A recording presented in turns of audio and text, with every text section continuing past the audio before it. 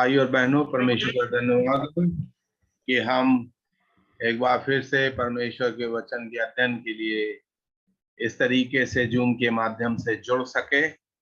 और जैसा आप जानते हैं कि हमारा अध्ययन की ये श्रृंखला का विषय, ये जो श्रृंखला अध्ययन की चल रही, इसका विषय है पवित्र आत्मा के विषय में अध्ययन करना।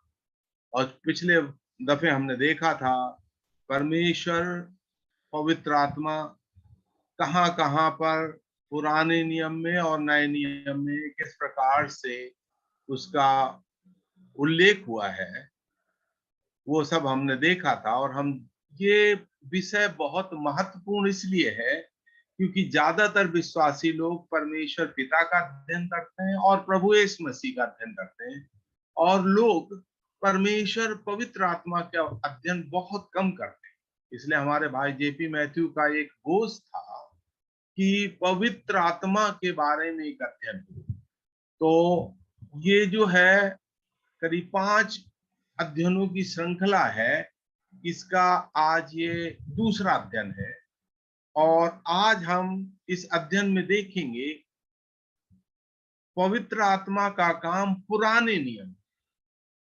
हमने पहले अध्ययन में देखा था किस प्रकार से परमेश्वर पिता, परमेश्वर पुत्र, परमेश्वर पवित्र आत्मा तीनों बराबर है, और जिस प्रकार से परमेश्वर एक व्यक्ति है, प्रभु यीशु मसीह एक व्यक्ति है, पवित्र आत्मा भी एक व्यक्ति है। ये कोई निर्जीव शक्ति नहीं है, ये एक व्यक्ति है। परमेश्वर पिता, परमेश्वर पुत्र और परमेश्वर पवित्र आत्मा, ये तीनों एक व्यक्ति और तीनों एक ही हैं, और तीनों अलग अलग रूप से दिखाई पड़ते हैं। हम परमेश्वर के वचन में इसका अध्ययन करते हैं। तीनों का अलग अलग व्यक्तित्व है, और परमेश्वर पवित्र आत्मा के व्यक्तित्व के बारे में हमने पिछले दफे अध्ययन किया था कि उसको बुद्धि है, उसको इच्छा शक्ति है, और उसको प्रेम है, क्षमता है, सोकल कुल होने की बात है। और देखते हैं किस प्रकार से परमेश्वर का एक व्यक्तित्व है, उसमें कुछ निहित गुण है जिसको कहते हैं पर्सनालिटी। उसमें कुछ स्वाभाविक गुण है, उसका कुछ एक व्यक्तित्व है, और परमेश्वर में पवित्रता, इसलिए इसको पवित्र आत्मा कहा गया है। आज हम, जैसा मैंने आपसे कहा, परमेश्वर पवित्र आत्मा के बारे में पुराने नियम में परमेश्वर पवित्र आत्मा का उल्लेख किस प्रकार से है और परमेश्वर पवित्र आत्मा ने पुराने नियम में किस प्रकार से काम किया, उसका अध्ययन हम करेंगे। तो मैं भाई से कहूंगा कि अगली स्लाइड में हम जाएंगे।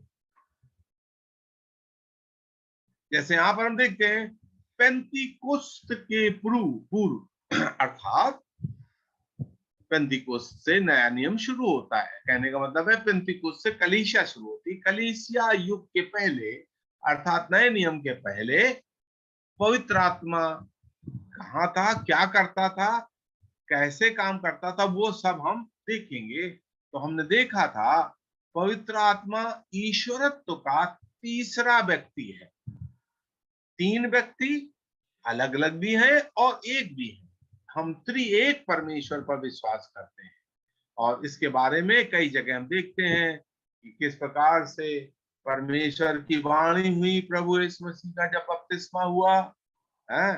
प्रभु यीशु मसीह के बारे में परमेश्वर ने एक वाणी दी, पवित्र आत्मा जो है कबूतर के रूप में उतरा, और प्रभु यीशु मसीह वहां पर मौजूद थे। तो तीनों को हम एक जगह देख सकते हैं। तो परमेश्वर पिता है, परमेश्वर पुत्र है, परमेश्वर पवित्र आत्मा है, और तीनों बराबर है। तीनों का अपना अपना व्यक्तित्व। व्यक्तित्व का मतलब आप समझिए पर्सनालिटी। एक व्यक्ति के अंदर ही पर्सनालिटी होती है।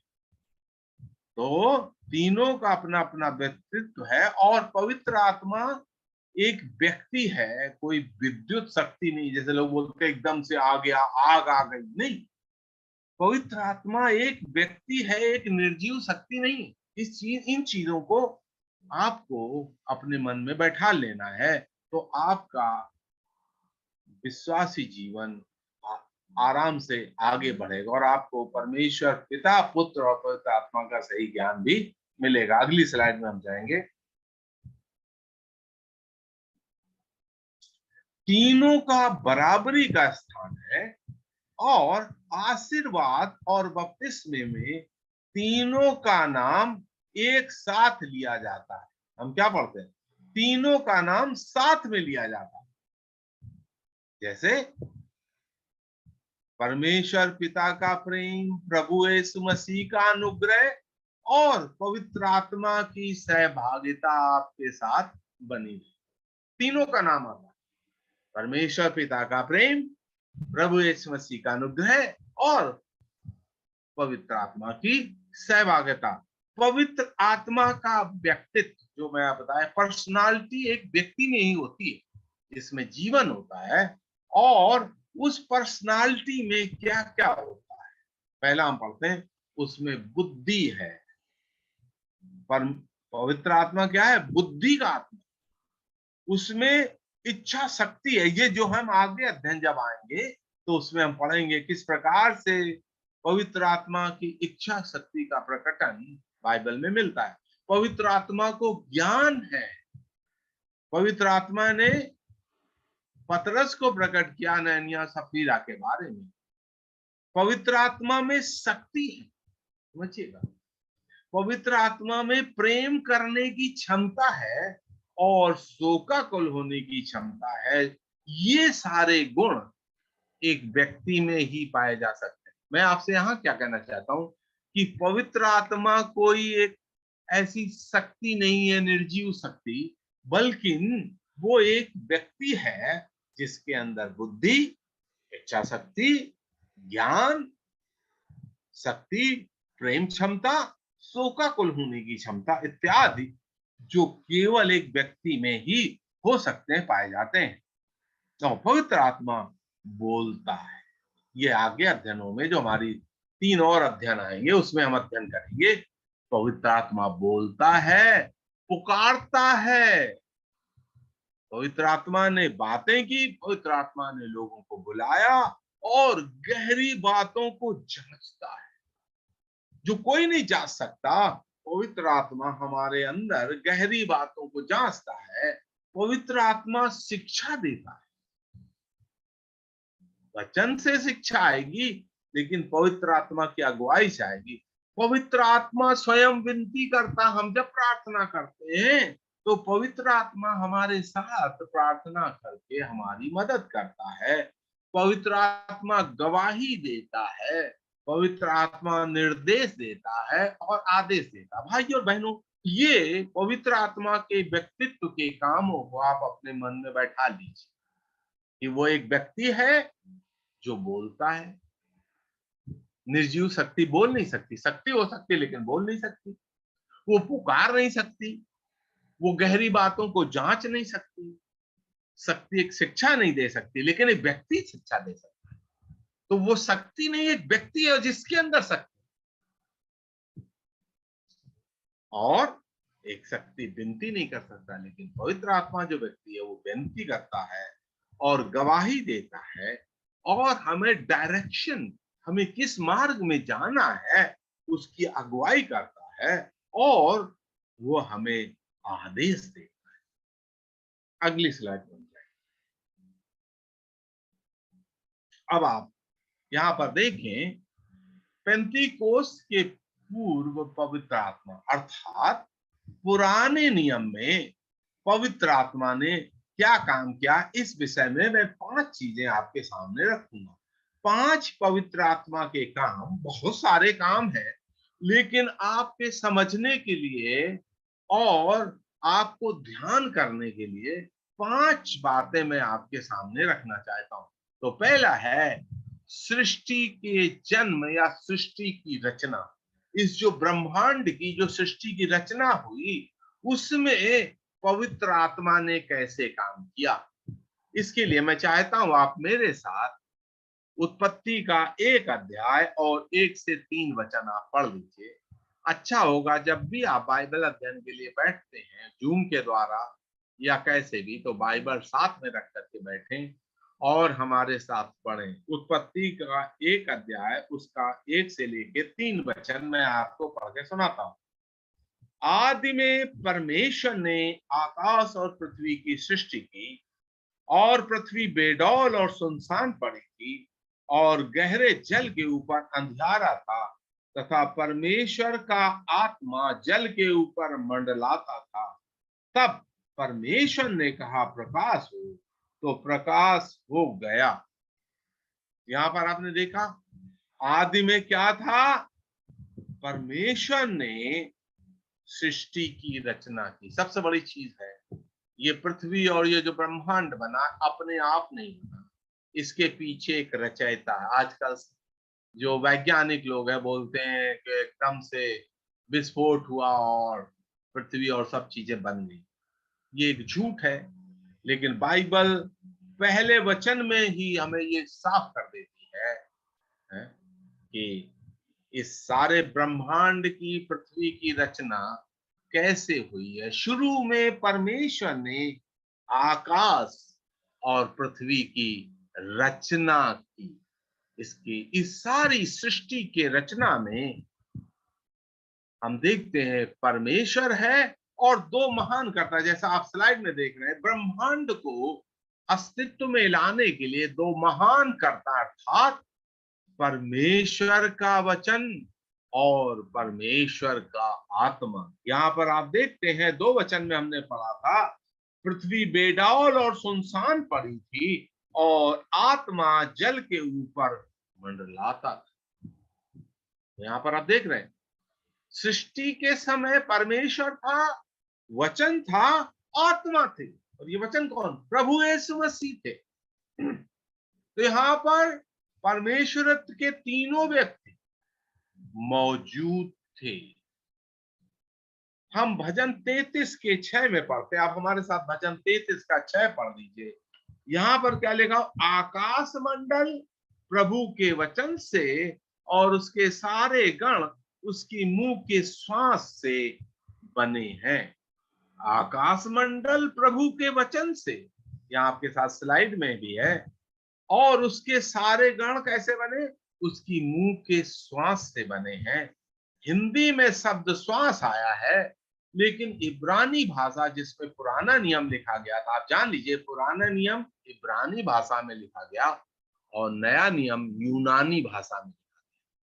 तो जो पुराना नियम जो इब्रानी भाषा में लिखा गया, उसमें शब्द आया है आत्मा, अर्थात आकाश मंडल यहोवा के वचन से और उसके सारे गण उसकी आत्मा से बने हैं।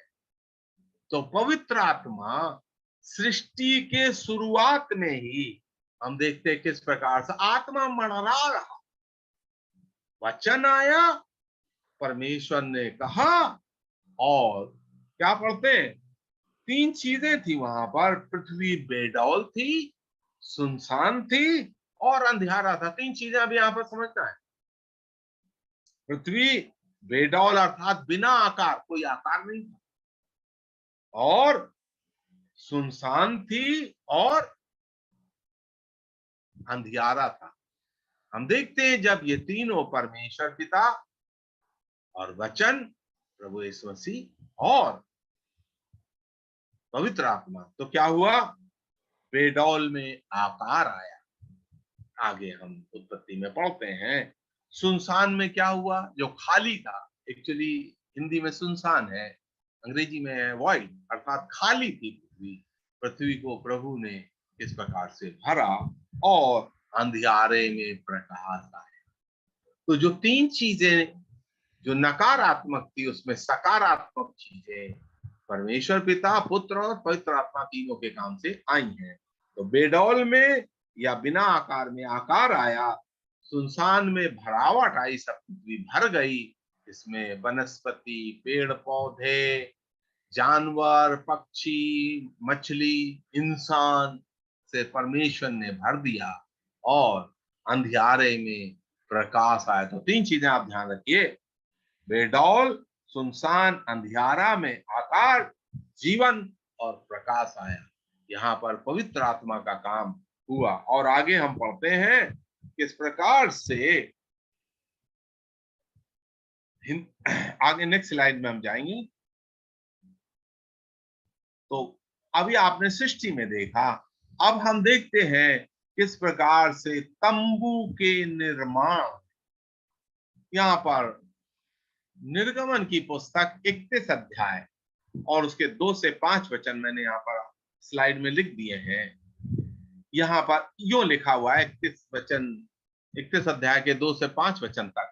बसलेल को, जो हूर का पोता और यहूदा के गोत्र का है, नाम लेकर मैं बुलाता हूं, परमेश्वर यहोवा कहता है, और मैं उसको परमेश्वर की आत्मा से, ध्यान से देखिए और सुनिए, परमेश्वर की आत्मा से जो बुद्धि, प्रवीणता, ज्ञान और सब प्रकार के कार्यों को समझ देने वाली आत्मा है, पर पूर्ण करता हूं, जिससे वो कारीगरी के कार्य बुद्धि से निकाल निकाल कर सब भांति के बनावट में, अर्थात सोने, चांदी और पीतल में, और जड़ने के लिए मणि काटने में और लकड़ी के खोदने में काम करे।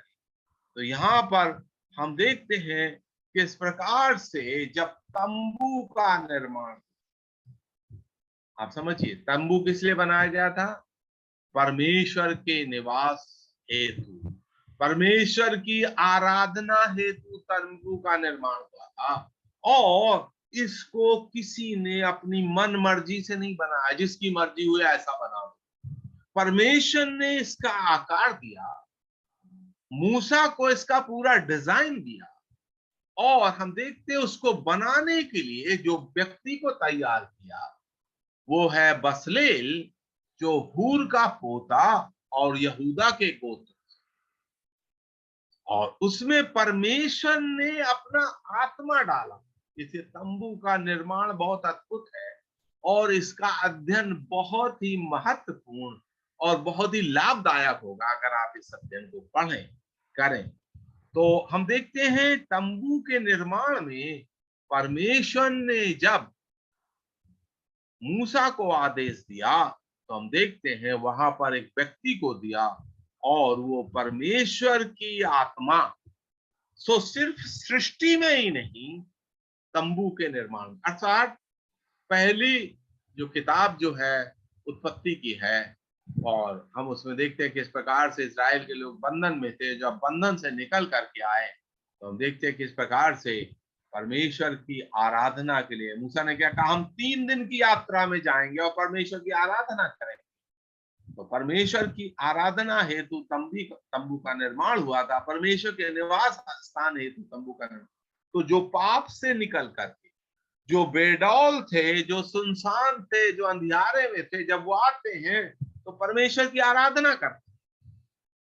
तो तंबू के निर्माण में परमेश्वर ने जिस व्यक्ति को चुना, पेंतीकोस्त के पूर्व पवित्र आत्मा का काम, तंबू का निर्माण कोई साधारण काम नहीं था, क्योंकि वहां पर परमेश्वर का निवास होना था। इसलिए हर एक चीज परमेश्वर के वचन के अनुसार, इसमें कारीगरी के कार्य की बुद्धि, सब प्रकार की बनावट, और सोने चांदी पीतल में जड़ने के लिए, मणि काटने में और लकड़ी के खोदने में काम करे।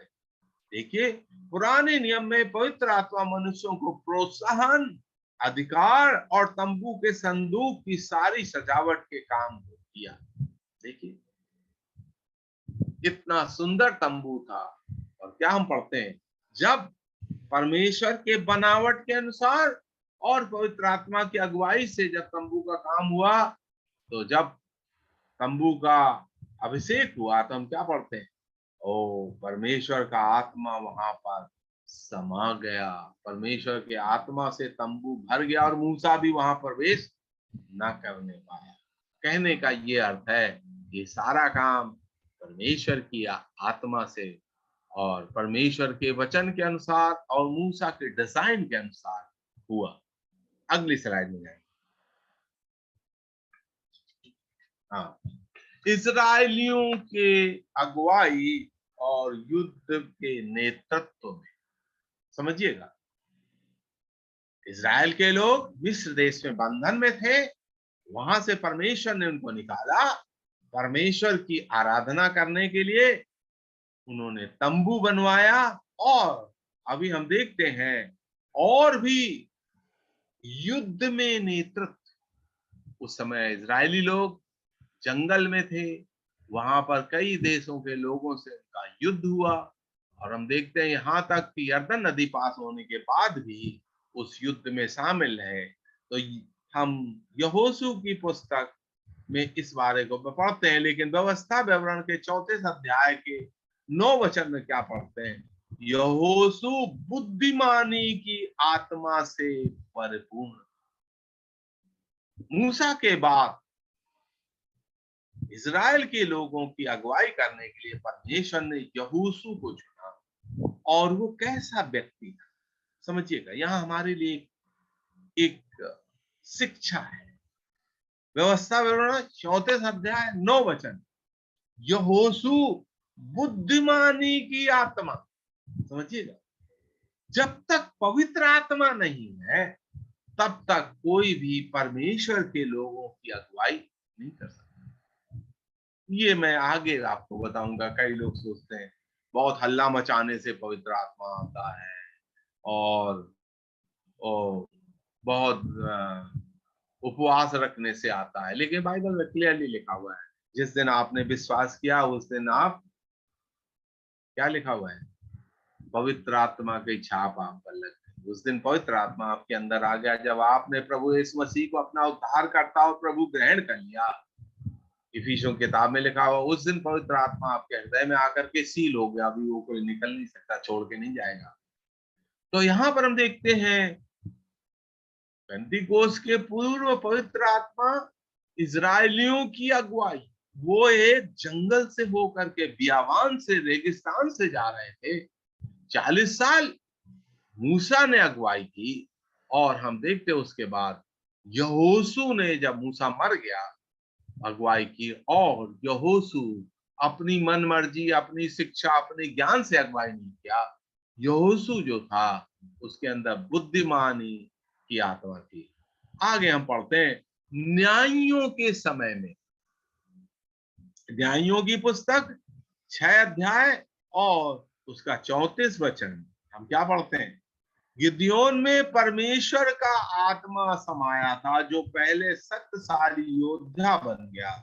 यहोवा का आत्मा गिदोन में समाया था और उसने नरसिंगा फूका, और अबीएजेरी उसके सुनने के लिए इकट्ठे हुए। समझिएगा, जो गिदयोन जो था वो बहुत डरपोक आदमी था।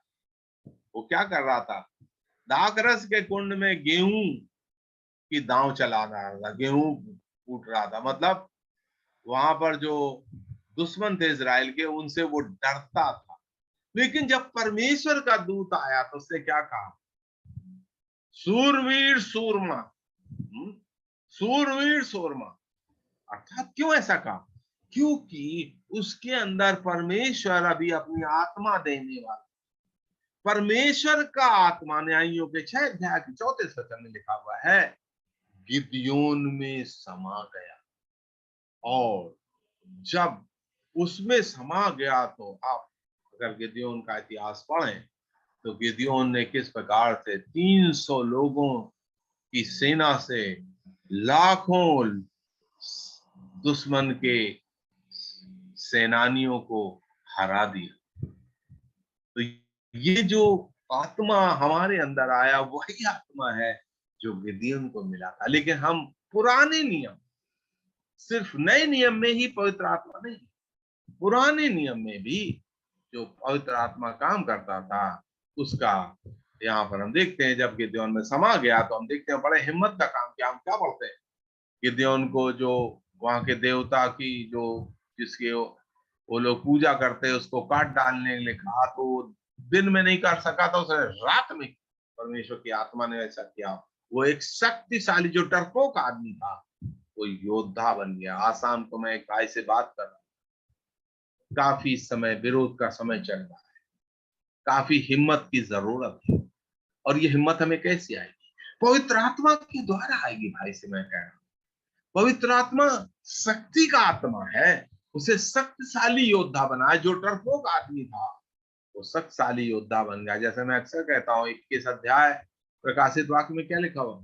डरपोक लोग परमेश्वर के राज्य में प्रवेश नहीं पाएंगे। इसलिए हमें कभी भी डरना नहीं। हम यीशु मसीह के चेले हैं, दुनिया में धूम मचा देंगे। हम गम के सहने वाले हैं, उफ तक नहीं करने वाले। अगर आप डरपोक आ गए, आप प्रभु की सेवा नहीं कर सकते। यहाँ तक कि सफाई से लिखा हुआ है, जो आदमी डरेगा, दुनिया से डरेगा, शैतान से डरेगा, समाज से डरेगा, वो प्रभु को योग्य नहीं, उसको स्वर्ग में प्रवेश ही नहीं। इसलिए कभी नहीं डरना। हम सत्य के प्रभु पर विश्वास करते हैं, जो प्रभु हमारा प्रकाश है और सारी ज्योतियों को बनाने वाला है, प्रभु जो हमारा जीवन है और जीवन को देने वाला और अनंत जीवन देने वाला है, जो ऐतिहासिक सत्यता है, उसके बारे में हम क्यों शर्माए। जो मुझसे मेरे लिए शर्माएगा, प्रभु ने कहा उस दिन मैं भी उसके लिए शर्माऊंगा। इसलिए एक शक्तिशाली योद्धा जैसा गिदोन बन गया, हम भी प्रभु के लिए शक्ति के साथ खड़े हो जाए। नेक्स्ट स्लाइड में जाएंगे। हाँ, पेंतीकोस्त के पूर्व पवित्र आत्मा। अभी तक हमने क्या देखा था, किस प्रकार से सृष्टि में पवित्र आत्मा काम कर रहा है, किस प्रकार से तंबू निर्माण में पवित्र आत्मा काम कर रहा है, किस प्रकार से इजरायलियों का नेतृत्व और युद्ध में, समझिएगा, पवित्र आत्मा की सदैव जरूरत है। ये नहीं कि एक दफे हल्ला मचा दिया और हो गया। पवित्र आत्मा सृष्टि में है। अगर कोई यीशु मसीह में है तो नई सृष्टि है। उसने हमें नई सृष्टि बना। पुरानी चीजें सब चली गई, नई चीजें आ गई। ये सब हमें अपने जीवन में लगाना। तंबू के निर्माण, आराधना में पवित्र आत्मा हमारी मदद करता है। और हम क्या देखते हैं, युद्ध। विश्वासी का जीवन क्या है, एक युद्ध है भाई। संसार से, शैतान से और स्वयं से युद्ध है।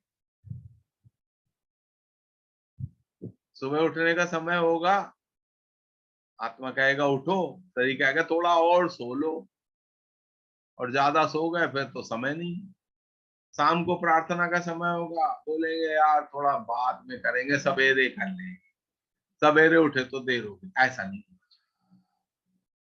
तो हमें क्या करना है, पवित्र आत्मा के चलाए चलना है। भजन लेखन और संकलन। अब देखते हैं कितने भजन है बाइबल में। 150 भजन है। यहां तक हम देखते हैं पवित्र शास्त्र लेखन में, भजन लेखन में नहीं, पवित्र शास्त्र लेखन वो आगे मैं आपको बताऊं, भविष्यवाणी लेखन में जितना पवित्र मतलब भजन पवित्र शास्त्र लिखा गया, वो परमेश्वर की आत्मा से प्रेरित होकर के लोगों ने लिखा, अपनी मनमर्जी से कुछ नहीं लिखा। तो यहाँ पर हम लिखते हैं दूसरा सैमुएल 23 अध्याय 1 और 2 वचन। यहाँ पर कैसा लिखा हुआ है, एसाई के पुत्र की ये वाणी है, उस पुरुष की वाणी है जो ऊंचे पर खड़ा किया गया और याकूब के परमेश्वर का अभिषिक्त और इजराइल का मधुर भजन गाने वाला है। यहोवा का आत्मा मुझ में होकर बोला और उसी का वचन मेरे मुंह में। क्या समझे? जब भजन लिखने वाले ने भजन लिखा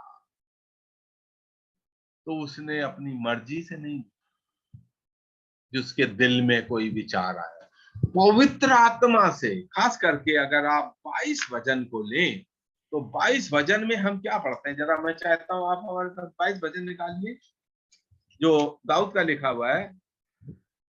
यहाँ पर क्या लिखा हुआ है, वो कहता है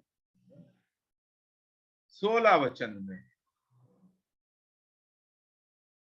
क्योंकि कुत्तों ने मुझे घेर लिया, कुकर्मी की मंडली मेरे चारों ओर मुझे घेरते, वो मेरे हाथ और मेरे पैर को छेदते। कोई बात समझ में आई? क्या दाऊद का हाथ पैर कभी छेदा गया था? दाऊद का हाथ पैर कभी छेदा नहीं गया। ये क्या लिख रहा है दाऊद? दाऊद को भी पता नहीं। और क्या लिखते हैं, मैं अपनी सब हड्डियों को गिन सकता हूं, मुझे देखते और निहारते, मेरे वस्त्र आपस में बांटते हैं और मेरे पहरावे पर चिट्ठी डाल। दाऊद के पहरावे पर कोई चिट्ठी नहीं डाली। कहने का अर्थ ये है कि जो ये भजन लिखे गए हैं, इनका बहुत गहरा अर्थ है भाइयों और बहनों। जब इनको पढ़ते हैं आप, तो आप बड़ी गंभीरता से, प्रार्थना पूर्वक इनको पढ़े, प्रभु इन भजनों का अर्थ मैं समझ पाऊं। क्योंकि जैसा दाऊद स्वयं कहता है, क्या कहता है, यहोवा का आत्मा मुझ में होकर। एक्चुअली दाऊद जो लिख रहा था, कलम दाऊद की थी, लेकिन जब कलम चल रही थी तो उस हाथ को परमेश्वर ने अपने हाथ में ले लिया और दाऊद से लिखा। दाऊद को पता नहीं था वो क्या लिख। बहुत अद्भुत ये भजन है। और बहुत सारी चीजें जो मसीहा के बारे में दाऊद ने लिखी, वो बाइबल में हमें मिलती है। तो हम देखते हैं किस प्रकार से भजन लेखन और संकलन, 150 भजन में 75 भजन दाऊद ने लिखे। और एक एक शब्द, समझिएगा, एक एक शब्द भजनों का हमारे लिए अत्यंत महत्वपूर्ण है, क्योंकि पवित्र आत्मा, परमेश्वर पवित्र आत्मा ने लिखा। याकूब के परमेश्वर का अभिषिक्त, अर्थात पवित्र आत्मा से अभिषिक्त इजराइल का मधुर भजन गाने वाला। कलम दाऊद के हाथ में थी, लेकिन कलम का चलाने वाला परमेश्वर था। जैसे हम छोटे बच्चों को जब लिखना सिखाते हैं, तो कलम तो बच्चे के हाथ में होती है, लेकिन चलाती उसकी माँ या टीचर या उसका पिता। कलम दाऊद के हाथ में थी, चलाने वाला परमेश्वर था। तो भजन का लेखन और ये संकलन, भाइयों बहनों, इतनी अद्भुत किताब परमेश्वर ने आपके हाथों में दी है। मैं तो परमेश्वर का बाइबल के लिए धन्यवाद करता हूँ, क्योंकि कोई भी किताब इस दुनिया में नहीं जो 3500 भाषाओं में, हर एक वर्ष में सबसे अधिक छपने वाली, सबसे अधिक भाषाओं में बिकने वाली किताब बाइबल है। क्यों? क्योंकि परमेश्वर की पवित्र आत्मा की अगुवाई से ये किताब लिखी गई। किसी ने अपनी मन मर्जी से एक शब्द भी नहीं। भाई और बहनों, आपका बड़ा भाग्य है, परमेश्वर ने किताब आपको दी। परमेश्वर का प्रभु यीशु मसीह के लिए, इस बाइबल के लिए, पवित्र आत्मा के लिए सदैव धन्यवाद करें। परमेश्वर ने अपना वचन आपको दिया है, परमेश्वर ने पवित्र आत्मा दी है, जिसके द्वारा उस वचन को आप समझ सकते हैं। प्रभु यीशु मसीह को दिया, जिसके द्वारा आपका उद्धार हुआ। तो भजन लेखन और संकलन में परमेश्वर पवित्र आत्मा का काम हो रहा। अगली स्लाइड में जाएंगे हम। भविष्यवाणी के लेखन।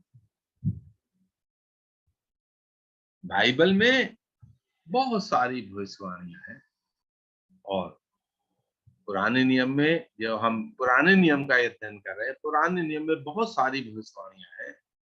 वो भविष्यवाणियां कुछ तो पूरी हो गई, लेकिन कुछ पूरी हो रही हैं। यशायाह नबी का 9 अध्याय आप हमारे साथ निकालें।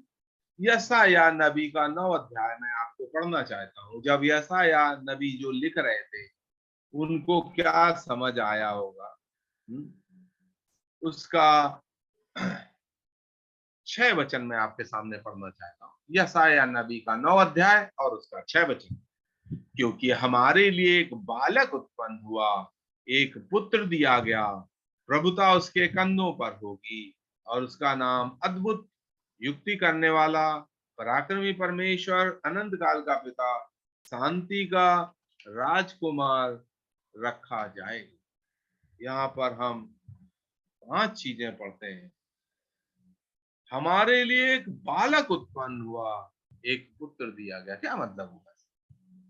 कौन ऐसी चीज लिख सकता है? बालक उत्पन्न हुआ, पुत्र दिया गया। बालक नहीं दिया गया, पुत्र पैदा नहीं हुआ, बालक उत्पन्न हुआ, बालक पैदा हुआ। देखिए कितना अर्थ है। प्रभु यीशु मसीह के यहाँ पर 2 स्वभाव, मानवीय स्वभाव और ईश्वरीय स्वभाव, या 2 रूप, मानवीय रूप और ईश्वरीय रूप। यहाँ पर देखिए, बालक अर्थात मनुष्य, मानवीय रूप, और पुत्र अर्थात परमेश्वर का पुत्र दिया गया। पुत्र पैदा नहीं हुआ, समझिए। प्रभु यीशु मसीह तो आदि से परमेश्वर के साथ थे, वो पैदा नहीं हुए। पुत्र तो सदैव से था और सदैव से रहेगा, लेकिन बालक दिया अर्थात मनुष्य का रूप धारण करके पवित्र आत्मा से उस संसार में आ गए। देखिए पवित्र आत्मा ने एक आयत में कितना गंभीर अर्थ है भाइयों। जो भविष्यवाणी थी जो अभी पूरी हो गई प्रभु यीशु मसीह के आने, समझिएगा, कई भविष्यवाणियां पूरी हो गई हैं, कई भविष्यवाणियां पूरी होनी बाकी। तो ये भविष्यवाणी पूरी हो गई। अब प्रभु यीशु मसीह के आने के पहले लोग इसको पढ़ते थे, उनको समझ नहीं आता। जैसे 53 अध्याय में हम क्या पढ़ते, किस प्रकार से हमारे लिए वो सताया गया, मारा गया, घायल किया गया। तो जब खोजा जेरूसलम से वापस जा रहा था तो सोच रहा था ये किसके बारे में लिखा हुआ है, वो अपने बारे में लिखा हुआ है, मेरे बारे में लिखा है, या किसी और के बारे में लिखा हुआ है। लेकिन प्रभु यीशु मसीह के बारे में लिखा हुआ था, वो आएंगे, किस प्रकार से वो कष्ट उठाएंगे, किस प्रकार से उनकी आत्मा हमारे लिए बलिदान होगी, ये सारी भविष्यवाणियां पूरी हो चुकी।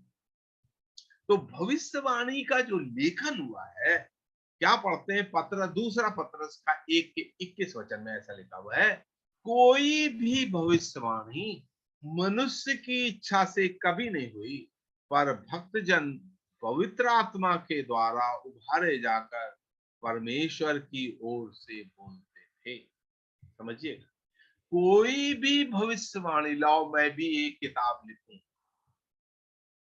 आप हमारे साथ लूका का 1 अध्याय निकालिए। लूका का 1 अध्याय,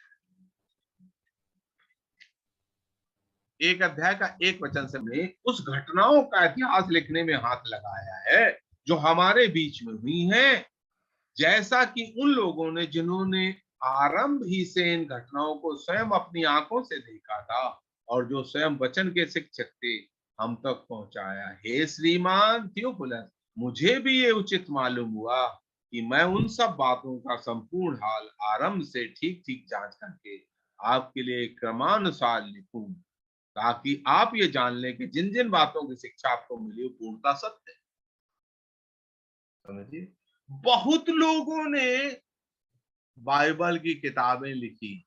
जब लूका किताब लिख रहे थे, लूका का सुसमाचार और प्रेरितों का काम, उस समय बहुत से लोग लिख रहे थे, वो सब किताबें नहीं, क्योंकि परमेश्वर पवित्र आत्मा से प्रेरित होकर के जिन्होंने लिखा वही किताबें बाइबल में मौजूद।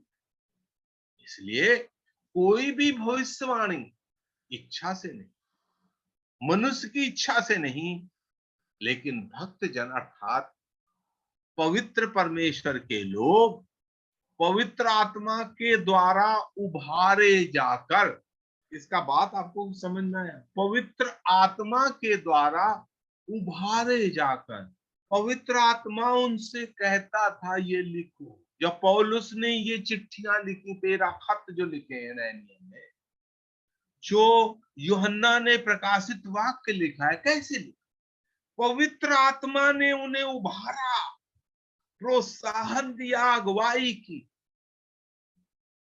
तो पुराने नियम में भी जो भविष्यवाणियां हैं, यिर्मयाह नबी, यशायाह नबी, एजकल नबी, 12 छोटे नबी, दानियल नबी, ये कैसे लिखे हैं, पवित्र आत्मा के उभारे जाकर परमेश्वर की ओर से बोलते थे। पुराने नियम के सभी मनुष्य परमेश्वर की सेवा पूरी और सार्थक रूप में पवित्र आत्मा की सामर्थ और प्रेरणा से की। समझिए, पवित्र आत्मा की प्रेरणा से जो पुराने नियम में जितने भी लिखे गए, जैसे आप देखिए, अगर आप देखें जब सृष्टि की रचना हुई समय मूसा तो मौजूद नहीं, लेकिन कैसे मूसा को पवित्र आत्मा पर मौजूद था और पवित्र आत्मा ने मूसा की कलम चलवाई। तो हम क्या पाते हैं, सभी मनुष्य परमेश्वर की सेवा पूरी और सार्थक रूप से पवित्र आत्मा की सामर्थ्य और प्रेरणा से ही किए। पवित्र आत्मा की प्रेरणा के बिना कोई भी काम नहीं हुआ।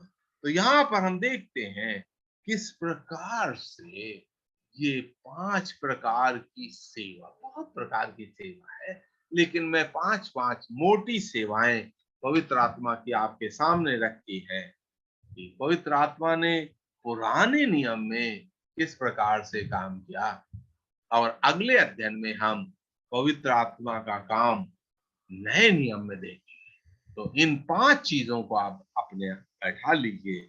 पवित्र आत्मा का काम सृष्टि में, उसका हमारे लिए क्या महत्व, पौलुस क्या लिखते हैं, अगर कोई यीशु मसीह में है तो नई सृष्टि, हमारी सृष्टि अर्थात हमारी नई सृष्टि। पुरानी सृष्टि में क्या था, बेडौल, सुनसान और अंधियारा, लेकिन अब सब आकार आ गया, जीवन पवित्र आत्मा से भर गया और प्रकाश आया और हम प्रकाश की संतान। दूसरा, तंबू का निर्माण, आत्मिक जन्म। तंबू का निर्माण आराधना हेतु। हम आराधना कैसे करें, यूहन्ना के 4 अध्याय में लिखा हुआ है, आराधना तुम आत्मा और सच्चाई में करो। बिना पवित्र आत्मा की अगुवाई के हम आराधना नहीं कर सकते। परमेश्वर आत्मा है और जो उसकी आराधना करें वो आत्मा और सच्चाई से करें।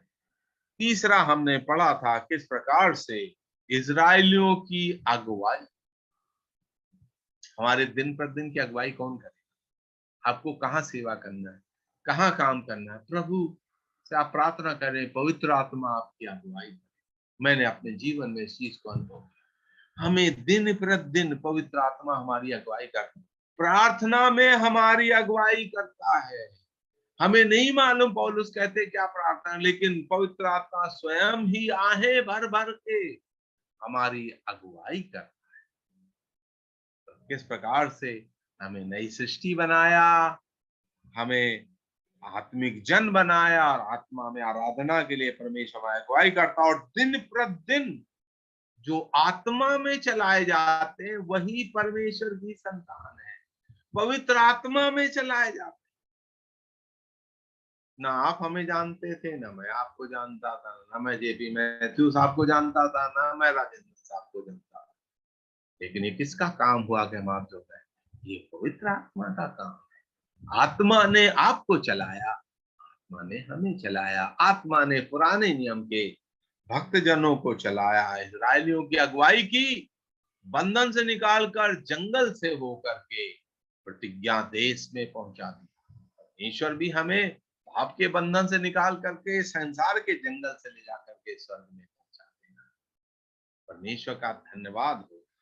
भजन लेखन, भजन, तो हम जब प्रार्थना करते हैं अपने मन से करते हैं, यहूदी लोग भजन से भजन पढ़ते हैं, उसी से प्रार्थना करते हैं।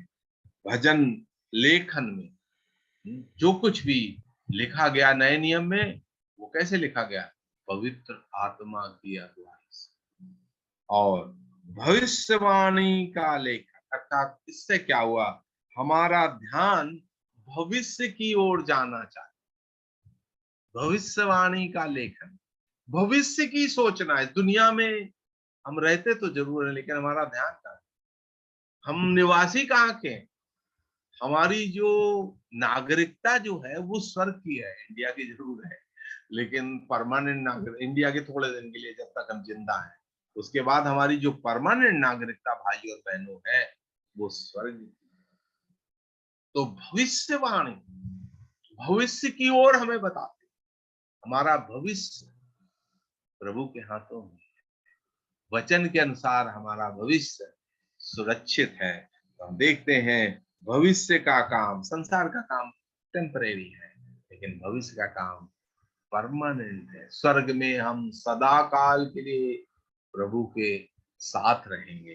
तो आपने पवित्र आत्मा के अध्ययन की ये 5 बातें देखी हैं पुराने नियम में, अर्थात पेंटिकोस्ट के पूर्व पवित्र आत्मा, पेंटिकोस्ट में संसार में पवित्र आत्मा उतरा है और अभी विद्यमान है, लेकिन उसके पहले पवित्र आत्मा दिया जाता था एक एक काम के लिए। और किस प्रकार से सृष्टि में, तंबू के निर्माण में, इस्राएलियों की अगुवाई और युद्ध में नेतृत्व किया पवित्र आत्मा ने, उन्हें अपने कनान देश में पहुंचा दिया। भजन लेखन, ये सुंदर सुंदर 150 भजन जो परमेश्वर के भक्तों ने लिखे और उनका जो संकलन हुआ, ये पवित्र आत्मा का काम है, किसी मनुष्य का काम नहीं। और जो भविष्यवाणी का लेखन है, कई भी भविष्यवाणियां पूरी हुई हैं, अभी कुछ भविष्यवाणियां पूरी होने वाली हैं। प्रभु आएगा, नीले आसमान के पार जाएंगे, वो भविष्यवाणी है। प्रभु आएगा और हमें ले जाएगा। तो भविष्यवाणी का लेखन भी पवित्र आत्मा के द्वारा हुआ है और सभी मनुष्य परमेश्वर की सेवा सार्थक रूप में और पूरी पवित्र आत्मा की सामर्थ्य और प्रेरणा से किए गए। तो जो कुछ भी पुराने नियम में लिखा हुआ है, पवित्र आत्मा की प्रेरणा से लिखा गया। भाइयों, अगले अध्ययन में हम पवित्र आत्मा का काम नए नियम में 3 श्रृंखलाएं, 3 अध्ययन और होंगे। इसके बारे में प्रार्थना कीजिए। इस अध्ययन से परमेश्वर आपको आशीष दे और मुझे भी आशीष दे। प्रभु इस वचन से आप सभी को आशीषित करे। आमीन।